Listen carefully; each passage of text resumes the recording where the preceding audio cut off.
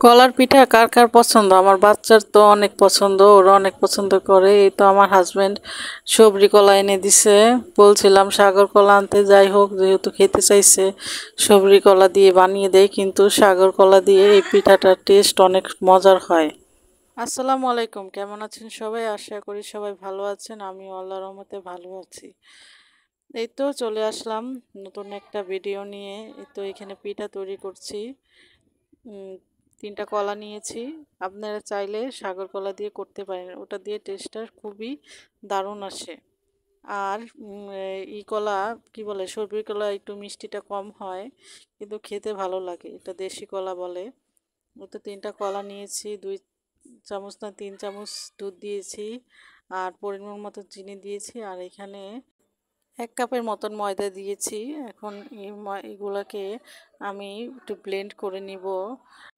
সাগর কলা হলে কোনো পানি লাগতো না, সাগর কলা থেকে প্রচুর পানি ছাড়ে। এই তো টেক্সচারটা এমন আসছে, পরে আমার একটু পানি দেওয়া লাগছে, মানে আর একটু পাতলা করার জন্য। এই তো পানিটা দিয়ে আমি এখন আবার ব্লেন্ডার করব। আর সবাইকে একটা কথা মনে করিয়ে দিচ্ছি, ফেসবুক থেকে দেখে থাকলে অবশ্যই ফলো করে দিবেন, এবং ইউটিউব থেকে দেখে থাকলে অবশ্যই সাবস্ক্রাইব করে দিবেন। বেশি ভালো লাগলে ফ্রেন্ড সার্কেলদের সাথে অবশ্যই শেয়ার করবেন। আর একটু নরম তুলতুলে ফোলার জন্য আমি একটু ½ চা চামচ বেকিং পাউডার দিয়ে দিলাম। চাইলে দিতে পারেন, না চাইলে স্কিপ করতে পারেন, সমস্যা নেই। এই তো একটু ঘোলাটে দেখাচ্ছিল, তাই আমি হাত দিয়ে একটু ফোকাস করার জন্য চেষ্টা করছিলাম।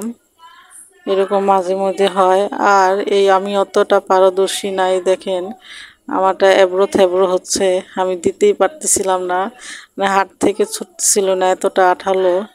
যাই হোক, একটা সুন্দর শেপ দিতে পারি নেই।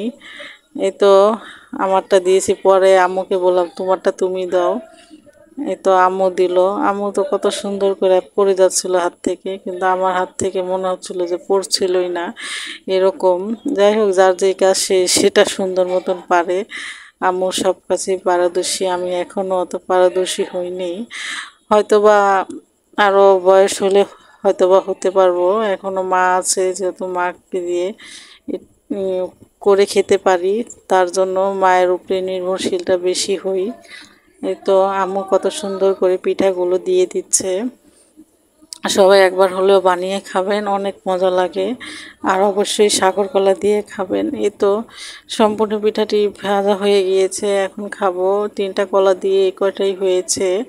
সাগর কলা হলে আরও অনেক বেশি হতো, যেহেতু ওই কলাতে একটু পানি বেশি ছাড়ে। যাই হোক, পিঠাটা খেতে কিন্তু খারাপ হয়নি, ভালোই হয়েছে। এই তো খাচ্ছিলাম। আল্লাহ হাফেজ, সবাই ভালো থাকবেন।